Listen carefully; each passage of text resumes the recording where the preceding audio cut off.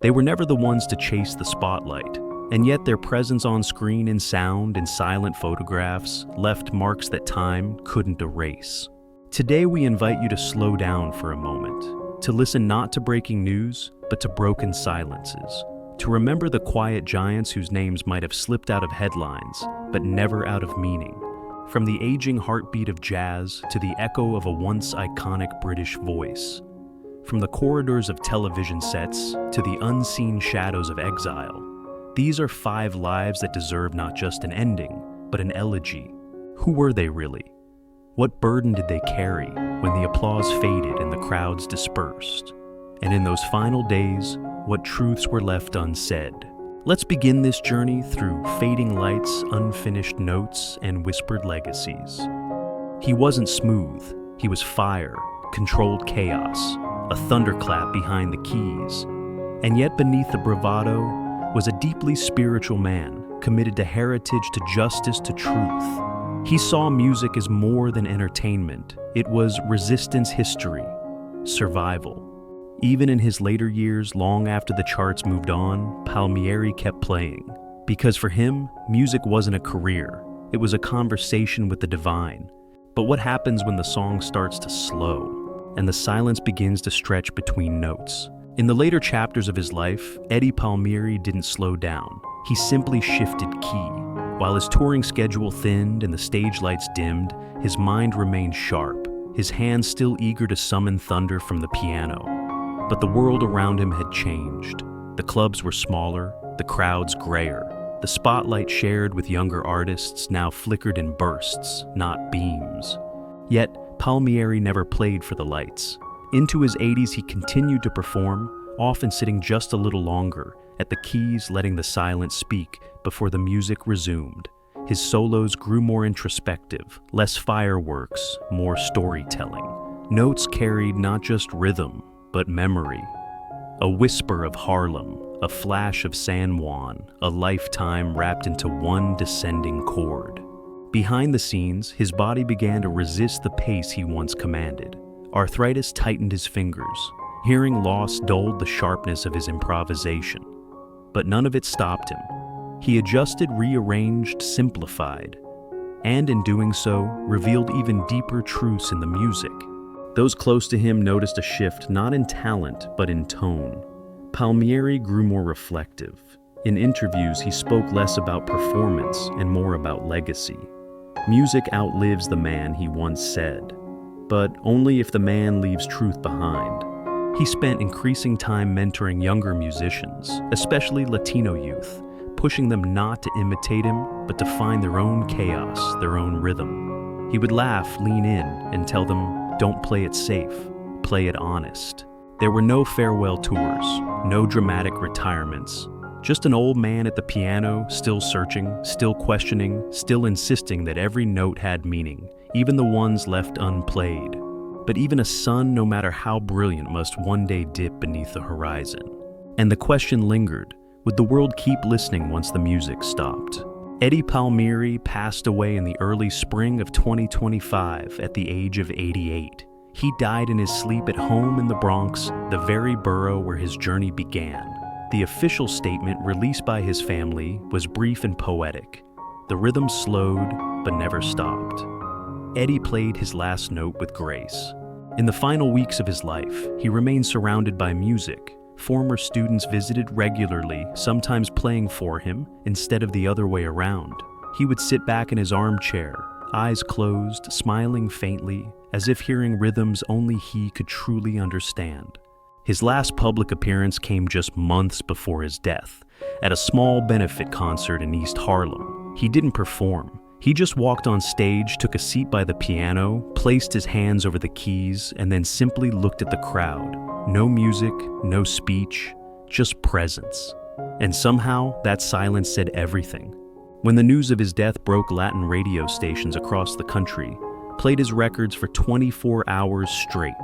Fans lit candles in Puerto Rican neighborhoods from New York to Miami.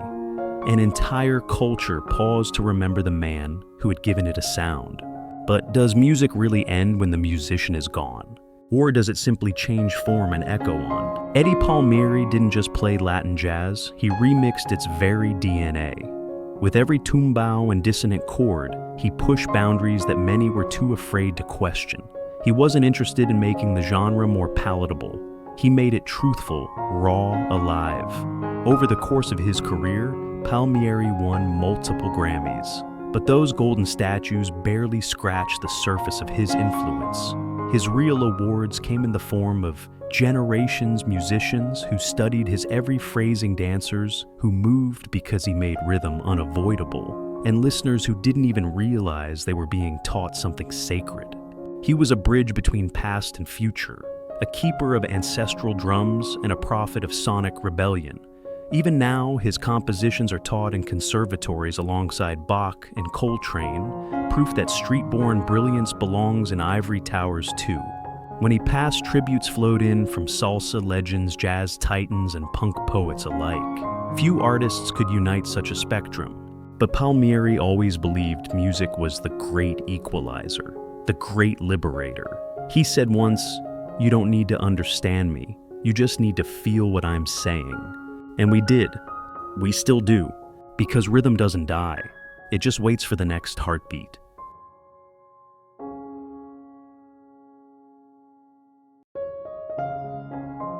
Born in Brooklyn in 1929, Jerry Adler seemed destined for the stage before he ever stepped onto it.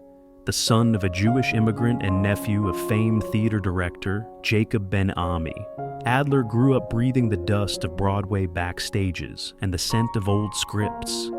Yet, he didn't rush into the limelight. Instead, he built a career on scaffolding, mastering the art of direction before ever taking center stage.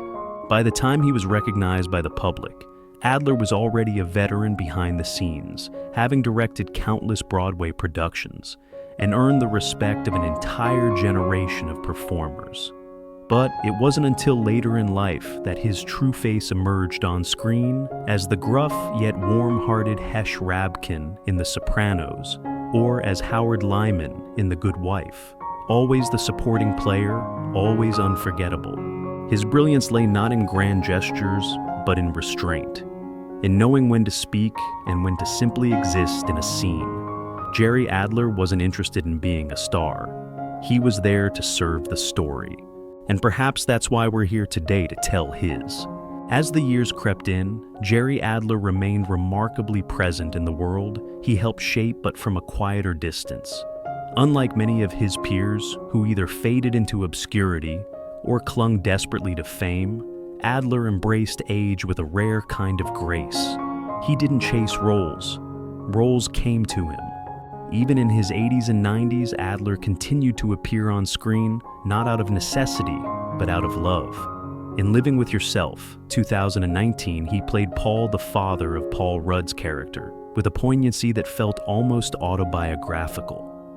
Behind the scenes, though, time was catching up. He moved a little slower. His voice, though steady, bore the slight wear of a life fully lived. There were no scandals, no tabloid headlines. Instead, there was solitude chosen, or otherwise. Adler gave fewer interviews. He declined event invitations. Friends from the Broadway days noticed how he rarely returned calls, but always sent handwritten holiday cards. One of the rare moments he opened up came in a podcast interview in his early 90s. When asked what kept him going, Adler replied, "A story well told. That's all that matters. Doesn't matter who tells it or if they remember your name." There was a kind of wisdom in his withdrawal, not bitterness, but clarity. He had seen the industry evolve from the golden age of stage to the age of streaming, from black and white morals to morally gray anti-heroes. He played his part, then stepped back without fanfare.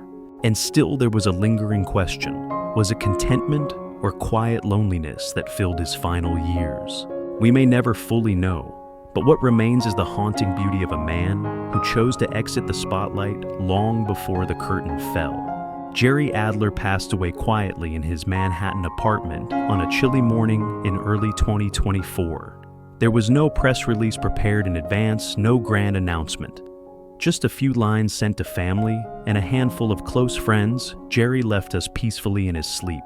He was 94, The news reached the public not through a viral headline, but a simple obituary in the New York Times. Industry peers like Edie Falco and Alan Alda shared brief, heartfelt tributes. "He made silence speak," one wrote. "He knew how to leave space for others to shine," said another. No one was at his side when he died, at least not physically. His wife had passed decades earlier, and he had no children. But his shelves were lined with letters yellowing playbills and photos from decades of performances, a lifetime of echoes. A neighbor recalled that the night before she heard music drifting from his window, an old Sondheim number played on loop. No one knew if he pressed play or if it was set to repeat long before. Either way, it played on. But is that really all there is to his ending? Or did Jerry Adler leave behind something that refuses to fade? Jerry Adler never headlined blockbuster films. He didn't win an Oscar or make tabloid covers. But his legacy lives in moments, those subtle blink-and-you-miss-it performances that linger longer than any spotlight. To Broadway veterans, he was the master of structure, the man who shaped performances behind the curtain with a steady, invisible hand. To television audiences, he was that familiar face who never overplayed, never forced emotion, but somehow made every line feel lived in.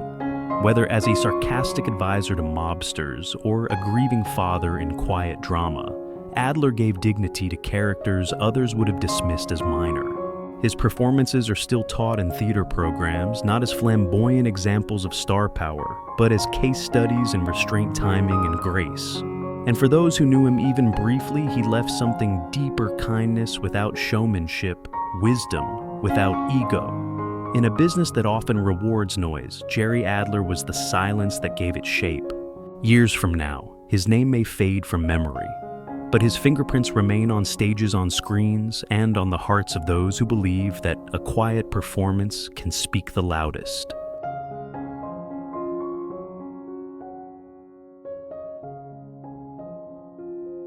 Long before the age of viral fame and curated personas, there was Loni Anderson, blonde, poised and impossible to ignore.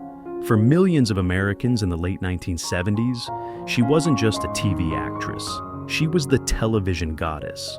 Born in St. Paul, Minnesota, in 1945, Anderson's path to stardom wasn't handed to her. She studied art, taught school, raised a child, and then almost by accident became the face of a generation.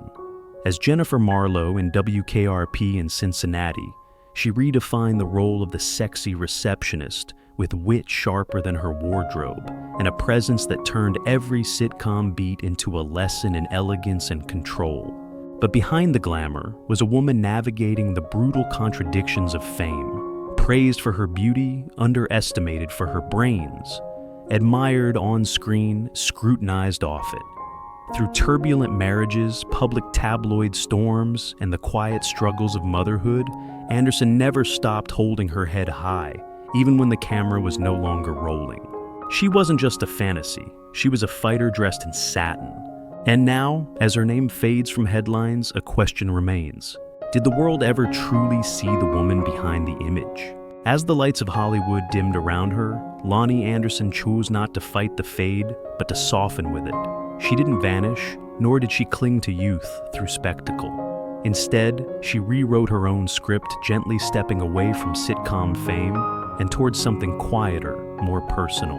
The 1990s and early 2000s brought sporadic appearances in TV movies and guest roles, but nothing came close to the frenzy of her WKRP years. And that was intentional. Anderson turned her focus to advocacy, particularly for COPD awareness, a disease her parents had battled silently for years. She became a voice not for ratings, but for remembrance. Her third marriage to folk musician Bob Flick was markedly different from the public implosions that preceded it. No headlines, no courtroom drama, just two people aging in parallel, finding solace in shared silences.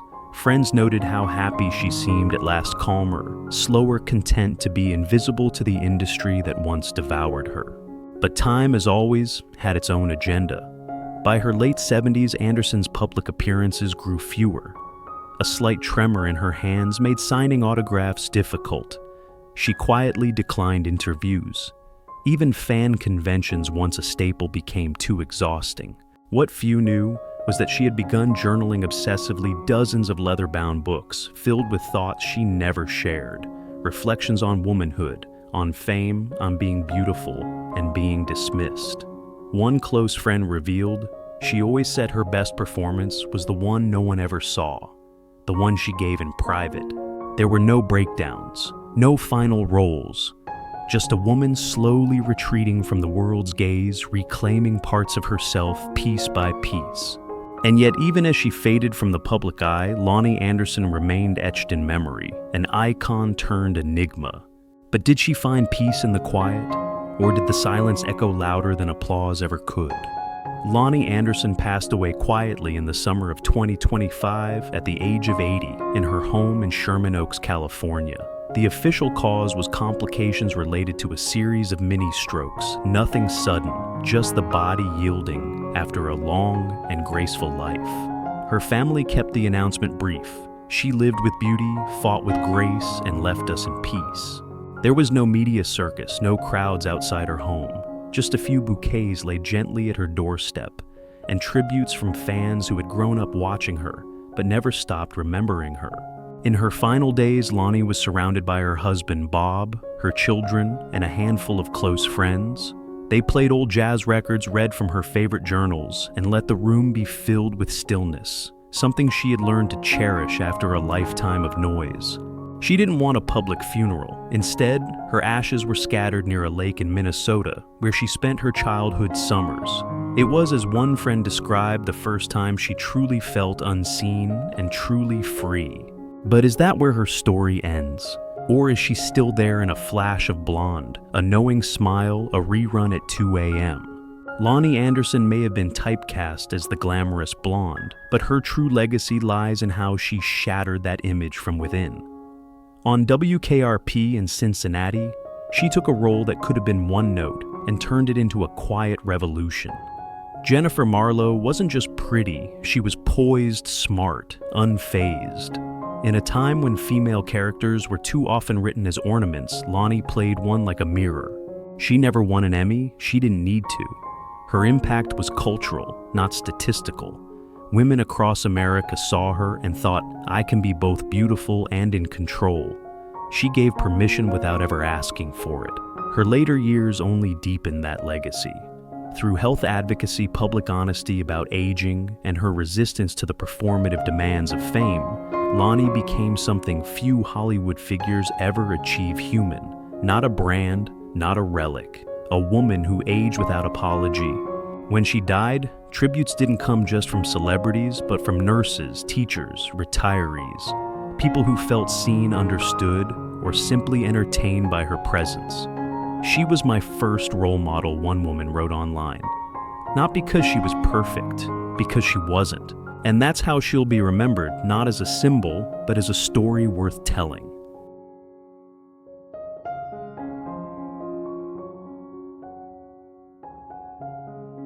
There was a time when Terence Stamp wasn't just a name, he was a presence. With cheekbones sharp enough to cut glass and a gaze that could silence a room, Stamp became one of the most enigmatic faces of British cinema in the 1960s. Born in London in 1938, he rose to prominence almost overnight, with his breakthrough performance in Billy Budd, earning an Academy Award nomination at just 24. But fame never sat comfortably on his shoulders. While contemporaries chased Hollywood lights, Stamp drifted through Rome, India, the counterculture. He turned down blockbusters, vanished for years, reappeared in unexpected places. He played popes and villains, lovers and loners, never letting himself be boxed in. Even when he took on the role of General Zod in Superman 2, it was less about commercial appeal and more about control. He made the villain regal, haunting. Stamp's mystique wasn't an accident. He was an actor who walked away from the noise, who chose poetry over press tours, solitude over stardom, and yet his influence lingered in fashion and film, in the idea of what it meant to be a leading man. He didn't just act, he haunted the frame.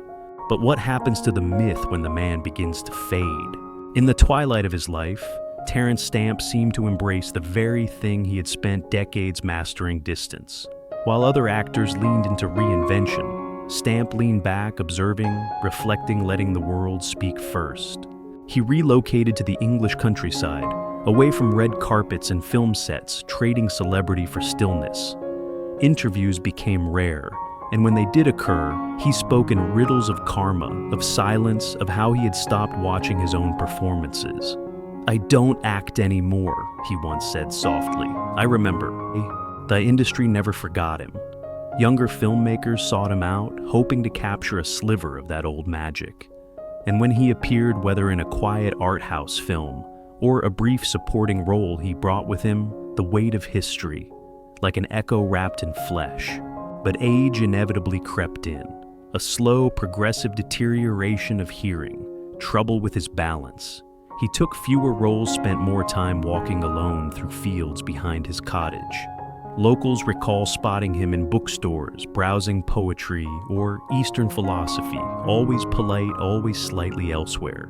Friends noted a shift in his letters, longer pauses between replies, more references to dreams and past lives. One wrote, "Terence didn't seem afraid of death. He seemed to have already visited it, sat with it, and come back for tea." By the early 2020s, Stamp had quietly declined multiple film offers. He no longer sought to perform, but to observe. In one of his last public appearances at a film festival, retrospective, he looked out at the crowd and said, "I used to think the camera captured me. Now I think it just borrowed me for a little while." He smiled, then stepped off the stage. And from that moment on, he drifted further from roles, further from headlines. But did he find peace in that vanishing? Or was it in some way another performance? Terence Stamp passed away in the early hours of a foggy February morning in 2024. He was 85. There were no flashing alerts, no trending hashtags. Just a single statement released by his longtime literary agent. He died in his sleep in the place he loved most, surrounded by books, not cameras. He had been living in a modest stone cottage in Wiltshire, England, far removed from the flashbulbs of Hollywood or the studios of Pinewood. His health had been quietly declining for months. Nothing dramatic, just the slow unwinding of a long and singular life. When news broke the film, world responded not with shock, but with reverence. Directors like Steven Soderbergh and Terrence Malick offered quiet tributes. Fellow actors called him a riddle wrapped in elegance. A former co-star wrote simply, "He never shouted. He never had to." There were no final interviews, no deathbed memoirs, just a whisper of a man slipping out of frame. And in that absence, like the negative space in a photograph, his presence somehow became even louder. But was it the final scene, or merely the last time he chose to be seen? Terence Stamp was never the loudest man in the room, but somehow he was always the one you remembered. From the collector to the limey, from regal villains to wounded romantics, his performances weren't just watched, they were felt, absorbed, carried. He brought gravitas to pulp poetry to silence. Directors often said they cast him, not just for what he could say, but for what he could hold back. He mastered the art of suggestion, of standing still, while the world spun around him. Even his pauses were unforgettable. His influence extended far beyond the screen. Fashion designers cited him as a muse. Young actors mimicked his cadence. He became a symbol not just of masculine cool, but of artistic restraint, of the allure of withholding. When he died, tributes were less about his roles and more about his presence. He changed how I thought about being on camera, one actor shared. He reminded me that stillness can scream. Stamp never begged to be seen. He simply was.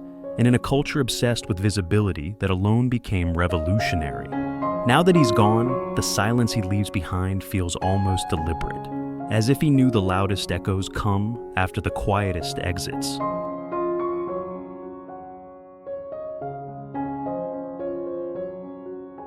Tristan Rogers was never meant to be a household name in America, at least not at first.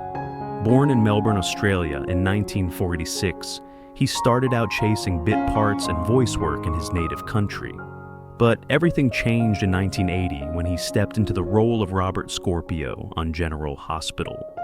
Suave, mysterious, and unmistakably charming Rogers captivated daytime television in a way few foreign actors ever had.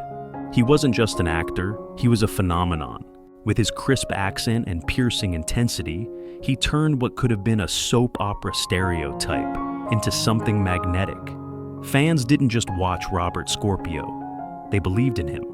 Across decades, multiple departures and returns, Rogers remained one of the most enduring faces of the genre. Yet beyond the camera, Tristan Rogers carried a complexity all his own. He spoke candidly about the burdens of fame, the grind of daytime television, and his longing for artistic freedom. Though he dabbled in other roles, it was clear Scorpio was both his blessing and his prison. Now, as the credits inch toward the final scene of his story, one wonders, did the world ever really see the man behind the spy?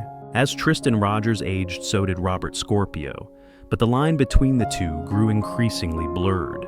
For decades, fans watched the character evolve, yet behind the scenes, Rogers was wrestling with a slow-burning fatigue of being typecast, of being frozen in time.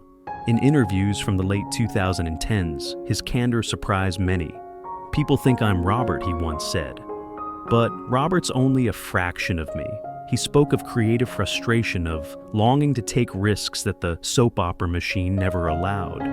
While he continued appearing in General Hospital well into his 70s, the spark behind his eyes occasionally dimmed, not from lack of love for the craft, but from repetition that dulled the edges of ambition. His personal life remained largely private. He settled into a quiet home life in California, with his wife growing more selective about public appearances. Off camera, he spent time advocating for mental health awareness in the entertainment industry, often pointing out how little support aging actors received once they were no longer seen as marketable. Friends noted a shift in recent years. Rogers grew more contemplative, sometimes melancholic. He reportedly declined major interviews, opting instead for long drives alone up the Pacific coast. A former co-star recalled, "He was sharp as ever, but there was this distant look sometimes, like he was already halfway out the door." In 2023, a minor stroke sidelined him for several weeks. Though he recovered, it left a lingering vulnerability in his voice, a softness that fans picked up on in his final episodes. "It felt like goodbye," one longtime viewer tweeted. Still, Rogers never publicly announced a farewell. He simply stepped away as if closing a door gently without locking it. But in that silence, in that final retreat, what truths were left unspoken?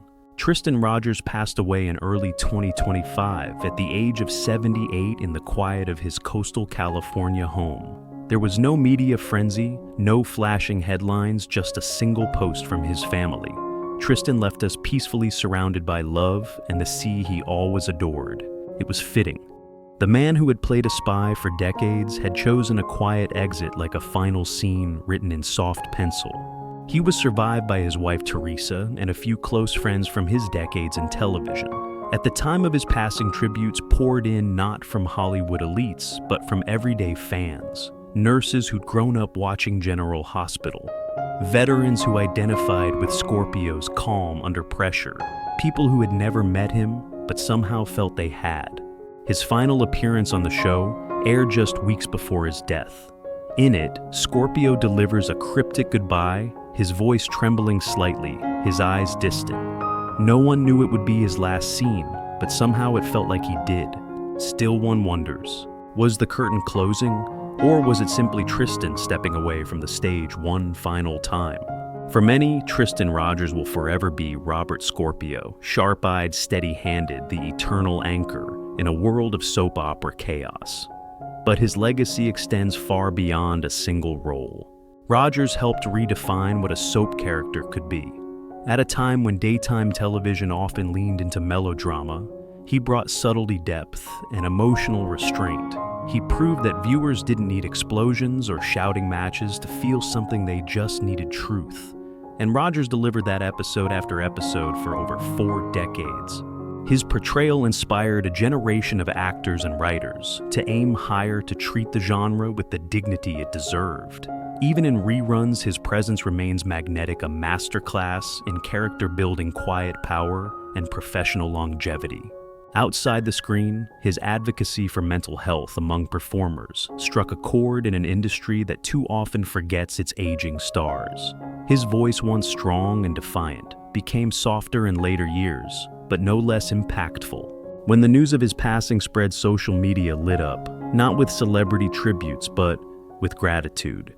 "He was part of my afternoons for 30 years, one fan wrote. "I didn't know him, but I loved him." And in the end, perhaps that's the greatest legacy of all, to be remembered by those who never met you, but felt seen because of you. They were never meant to be footnotes. They were fire, melody, mystery, and grace. And though their voices have quieted, the echoes remain in piano keys and screen flickers in the spaces they once filled with light. Dignity doesn't make headlines, but it leaves marks. And these 5 lives remind us fame may fade, but meaning endures. So now we ask you, which moment stays with you? Was it a look, a line, a note, a silence? Let us know in the comments. Share what they meant to you, because memory is a chorus and every voice matters. And if their stories moved, you stay with us. Like, comment, and subscribe for more voices that still deserve to be heard. Because though they've gone, the light they left behind still shines.